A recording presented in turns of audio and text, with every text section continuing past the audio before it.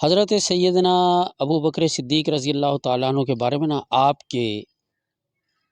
اسلام لانے کے بعد اسلام کے لیے آپ کی جو خدمات ہیں علماء کرام اس کو بیان کرتے ہیں، آپ بھی کرتے ہیں، سنتے ہیں، پڑھتے ہیں۔ حضرت ابو بکر صدیق رضی اللہ تعالیٰ عنہ کے اسلام کی روشنیاں پھیلنے سے پہلے آپ کی جو شخصیت، آپ کا جو کردار اور آپ کی جو خدمات، آپ کے عادات، آپ کے اطوار، آپ کی شرافت، آپ کی بزرگی، آپ کی نجابت، اس پہ علماء اکرام بہت کم بات کرتے ہیں۔ جی حضرت ابو بکر صدیق رضی اللہ تعالیٰ عنہ کی اگر شخصیت کو اور اسلام کے لیے آپ کی خدمات کو اگر سمجھنا ہے جی تو آپ کو لا محالہ، جہاں تک میرا نظریہ ہے، آپ کو حضرت ابو بکر صدیق رضی اللہ تعالیٰ عنہ کے اسلام لانے سے پہلے کہ آپ کا جو کردار تھا، آپ کی جو شخصیت تھی، اس کو سمجھنا پڑے گا، اس کو بیان کرنا پڑے گا۔ جب تک وہ نہیں سمجھیں گے تو مکمل طور پہ میرا خیال ہے کہ حضرت ابو بکر صدیق رضی اللہ تعالیٰ عنہ کی شخصیت سمجھ میں نہیں آئی۔ آپ بہت بڑی، بہت عظیم شخصیت۔ دیکھیں، حضور علیہ الصلوۃ والسلام سے آپ 2 سال چھوٹے، مگر تعلق حضور علیہ الصلوۃ والسلام سے پیار کا، محبت کا اتنا تھا کہ جیسے آج کل کہتے ہیں کہ انہاں دونوں دا تعلق ویکھ لو وچوں ہوا بھی نہیں لنگتی، ہاں؟ تو اس قسم کا حضرت ابو بکر صدیق کو حضور سے پیار تھا، اتنا پیار تھا، اتنا پیار تھا کہ عرب کے لوگ ہم تو آج کل عشق و محبت میں مثالیں دیتے ہیں لیلا مجنو کی، ہیر رانجھا کی، تو عرب کے لوگ اگر مثال دیا کرتے تھے حضرت ابو بکر صدیق اور سرکار دو عالم علیہ الصلوۃ والسلام کا آپس میں پیار کی مثال دیا کرتے کہ دیکھو یارو کتنا اور حضرت ابو بکر صدیق بچپن سے ہی یہ برائیوں کو، شراب کو، بتوں کو، یہ آپ کی فطرت میں تھا کہ شروع سے ہی ناپسند کیا کرتے تھے، بلکہ یہاں تک کہہ لیں کہ نفرت کیا کرتے تھے۔ اب اسلام سے پہلے حضرت ابو بکر صدیق رضی اللہ تعالیٰ عنہ کا جو کردار تھا مثلا آپ اپنے وقت کے بہت بڑے وزیر خارجہ بھی تھے۔ اب جدید علوم جو ہیں وہ وزیر خارجہ کی خصوصیات جو بیان کرتے ہیں، آپ بہت بڑے سفارتکار بھی تھے حضرت ابو بکر صدیق، تو سفیر کے جو سب سے بڑی اس میں جو کوالٹی ہونی چاہیے وزیر خارجہ کی، سفیر کی، آپ بہت بڑے ڈپلومیٹ بھی تھے، اور اس کی جو خصوصیات آج کل کا جدید علوم جو ہمیں کہتا ہے کہ وزیر خارجہ میں یہ کوالٹیاں ہونی چاہیے، ڈپلومیٹ میں یہ کوالٹیاں ہونی چاہیے، سفیر میں یہ کوالٹیاں ہونی چاہیے۔ اور جب ہم حضرت ابو بکر صدیق رضی اللہ تعالیٰ عنہ کی حیات طیبہ کا مطالعہ کرتے ہیں تو کمال حیرت ہوتی ہے کہ آپ میں وہ تمام کی تمام صرف خصوصیات نہیں تھی، آپ ان خصوصیات کے ماہر بھی تھے۔ مثلا وزارت خارجہ کے لیے کیا کیا خصوصیات ہیں؟ وہ ملکوں کے جغرافیائی حالات بھی جانتا ہو، وہاں کی معاشرت سے بھی واقف ہو، وہاں کی سیاست سے بھی واقف ہو، وہاں کے اطوار سے بھی واقف ہو، وہاں کے رسوم و رواج سے بھی واقف ہو، وہاں کی زبان سے بھی واقف ہو، اور وہاں کا ماحول جانتا ہو۔ حضرت ابو بکر صدیق تو رضی اللہ تعالیٰ عنہ تو ماہر تھے۔ جب آپ تجارت کے سلسلے میں ملک شام یا دوسرے ملکوں میں جایا کرتے تھے تو بڑے غور سے آپ وہاں کی معاشرت کا، سیاسی زندگی کا، وہاں کی سیاسی معاشی معاشرت کا بڑے غور سے آپ مطالعہ کیا کرتے تھے، لوگوں سے ملا کرتے تھے، معلومات لیا کرتے تھے، اور وہ آپ کو، کیونکہ آپ کے خاندان کے پاس دیت کا اور اس کا عہدہ تھا، اور کمال کی بات ہے کہ کسی کی بات یہ قتل اور دیت کے معاملے میں مانی جائے یا نہ مانی جائے، مگر حضرت ابو بکر صدیق رضی اللہ تعالیٰ نے جو فیصلہ کر دیتے تھے وہ سارے تسلیم کرتے تھے۔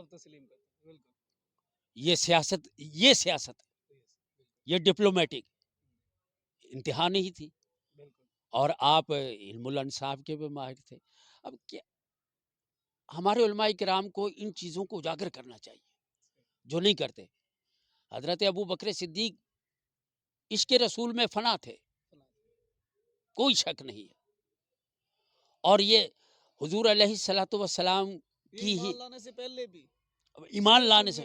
عشق رسول میں مبتلا تھے۔ ہاں کوئی شک۔ دیکھیں اس کی مثال ہے، حضور علیہ الصلوۃ والسلام نے 18 سال کی عمر میں، جو تاریخ میں لکھا ہے، ملک شام کے لیے تجارت کا پہلا سفر کیا، اور حضرت ابو بکر صدیق کا حضور سے عشق دیکھ لیں، حضور تجارت کے لیے جا رہے ہیں، ملک شام جا رہے ہیں، عمر 18 سال ہے۔ اب حضرت ابو بکر صدیق رضی اللہ تعالیٰ عنہ چونکہ 2 سال چھوٹے ہیں، 16 سال ہو گئی، مگر آپ کے عشق نے گوارا نہیں کیا کہ میرا محبوب سفر کی صعوبتیں برداشت کرے اور اکیلا جائے۔ سفر کی صعوبتیں برداشت، اتنا بھی برداشت نہیں ہوا، تو آپ نے ایک غلام کو کرائے پہ لیا کہ تو نے ساتھ جانا ہے، خدمت کرنی ہے، نوکری کرنی ہے، غلامی کرنی ہے، میرے محبوب کو کوئی تکلیف نہ ہے۔ آج کے دور میں یوں کہہ لو کہ لوٹا بھی تو نے اٹھانا ہے، بستر بھی تو نے بچھانا ہے، وضو بھی تو نے کرانا ہے، ہر طرح کے آرام کا خیال کرنا ہے۔ یہ عشق کی انتہا نہیں، خود نہیں جا رہے مگر ایک غلام کو کرائے پہ لے کے ساتھ بھیج رہے ہیں کہ تو نے جانا ہے۔ مگر تاریخ بتاتی ہے قربان جائیے اس غلام کے بھی، وہ غلام حضرت بلال رضی اللہ تعالیٰ عنہ تھے۔ یار اب حضرت بلال رضی اللہ تعالیٰ عنہ جس کو مؤذن رسول اسلام کا پہلا مؤذن ہونے کا شرف حاصل ہوا، حضور کے وزیر مہمانداری بھی تھے، وہ تعلق بھی دیکھ لو کہ کب سے تھا۔ حضرت بلال کا عشق بھی تو وہیں جاگا تھا، سفر ساتھ کیا، اور یہ حضرت ابو بکر صدیق رضی اللہ تعالیٰ عنہ کا حضور سے عشق تھا۔ اور اسلام لانے کے بعد پھر اسی دامن رحمت سے جو وابستہ ہوئے ہم نشینی مصطفیٰ نے آپ کو افضل البشر بعد الانبیاء کا مقام عطا فرمایا۔ یہ عشق کی انتہا ہے۔ اب جب کہا کہ ہجرت کا حکم آ گیا، کسی کے پاس نہیں گیا، حضرت ابو بکر کے پاس گیا۔ حضرت ابو بکر صدیق رضی اللہ تعالیٰ عنہ نے کیا کہا تھا؟ یا رسول اللہ، آپ کہاں؟ ہاں ہجرت کا حکم ہو گیا۔ حضرت ابو بکر صدیق رضی اللہ تعالیٰ عنہ، دیگر صحابہ بھی، اب سفر ہجرت میں غار ثور تک جو سفر تھا، غار ثور جا کے ٹھہرنا، میں کہتا ہوں کہ وہ اتفاقیہ نہیں تھا، غار ثور ڈھونڈا تھا، اتفاقیہ نہیں تھا۔ جب حضور نے فرمایا نا کہ ہجرت کا حکم آ گیا، فوراً ہی نہیں چل پڑے تھے، انتظام کیا تھا، پہلے انتظام کیا تھا، غالباً 3 دن انتظام کیا تھا۔ تو حضرت ابو بکر صدیق رضی اللہ تعالیٰ عنہ نے پورا نقشہ دوڑا لیا کہ اب جب ہم نکلیں گے، ایک ایک قدم کا حساب رکھا تھا کہ اتنے بجے اگر ہم چلے تو اتنے بجے ہم یہاں پہنچیں گے، اتنے بجے ہم یہاں پہنچیں گے، اتنے بجے ہم یہاں پہنچیں گے۔ یہ وہ آپ کے دماغ میں پورا نقشہ مرتب ہو، تو رات ہم یہاں ٹھہریں گے۔ اگر حادثاتی غار ثور کا مقام ٹھہرنے کا اگر ہوتا تو آپ کیسے اپنی بیٹی حضرت اسما اور اپنے بیٹے کو ہدایت دے رہے کہ ہم وہاں ہوں گے، تم کھانا بھی ہمیں وہاں پہنچوانا، بکریاں بھی لے کے وہاں آ جانا، جی جی جی جی ہے نا؟ اسی طرح تو حضرت ابو بکر صدیق نے پورا سفر ہجرت جو تھا اس کو اپنے دماغ میں پلان کر لیا تھا، پورا پلان کر لیا تھا۔ حضرت ابو بکر صدیق رضی اللہ تعالیٰ عنہ نے سیاست خارجہ یعنی کے بارے میں کچھ چند بڑے اہم نکات بیان فرمائے ہیں۔ اگر ان کو، ان سفارتی اصولوں کو آج کے سفارتی اصولوں سے موازنہ کیا جائے نا، تو دنیا حیران رہ جائے کہ آج سے 1500 سال پہلے جب کچھ بھی نہیں تھا، اسلامی سلطنت کی ابھی آغاز ہی تھا، اس کی بنیاد ہی رکھی جا رہی تھی،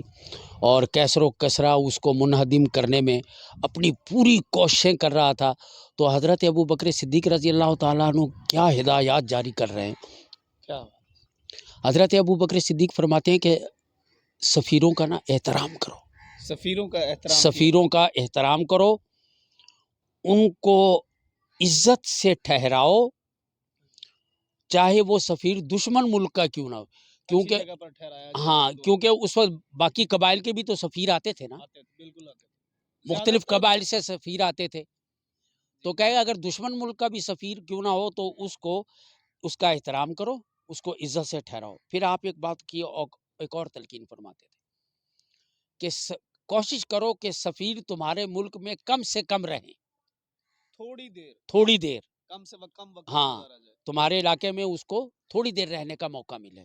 اور پھر فرماتے تھے، اور آپ نے ہدایت جاری کی کہ سفیروں کو اپنے فوجی اڈے نہ دکھاؤ، حتی الامکان دور رکھو اپنے فوجی اڈوں سے، اپنی چھاؤنیوں سے. جہاں جہاں فوج ٹھہرتی ہے، ہاں، جہاں مجاہدین اور ٹھہرتے فرمایا کہ ایک اور کوشش کرو کہ وہ جو سفیر آتے ہیں نا، چاہے قبائل کے ہوں چاہے غیر ملک سے ہوں، وہ چھوٹے موٹے افسران خاص کر غیر ملکی سفیروں سے نہ ملیں. مطلب یہ ہے ہاں، کہ بڑے عہدیدار جو ہیں وہی سفیروں سے ملیں. اب ایک بلکہ چھوٹا- حضرت ابو بکر صدیق فرماتے ہیں کہ حتی الامکان کوشش کرو کہ سفیر سے تم خود ملو، یعنی وہاں کا حاکم خود ملے. اور فرماتے ہیں کہ اپنے خاص مشیروں کے علاوہ اپنا کوئی راز کسی پر ظاہر نہ کرو. یہ سفارتکاری کا بہت بڑا اصول ہے. اور پھر فرمایا کہ لوگوں سے عام گفتگو کے ذریعے مختلف خبریں اور معلومات حاصل کرنے کی کوشش کرو. دیکھیں یہ حضرت ابو بکر صدیق رضی اللہ تعالیٰ عنہ کے یہ جتنے بھی فرمودات ہیں نا جو سفارتکاری کے متعلق ہیں، ہر ایک اس کا ایک جز نہ کمال کا ہے، اور اس پر مکمل ایک سیر بحث گفتگو کی جا سکتی ہے.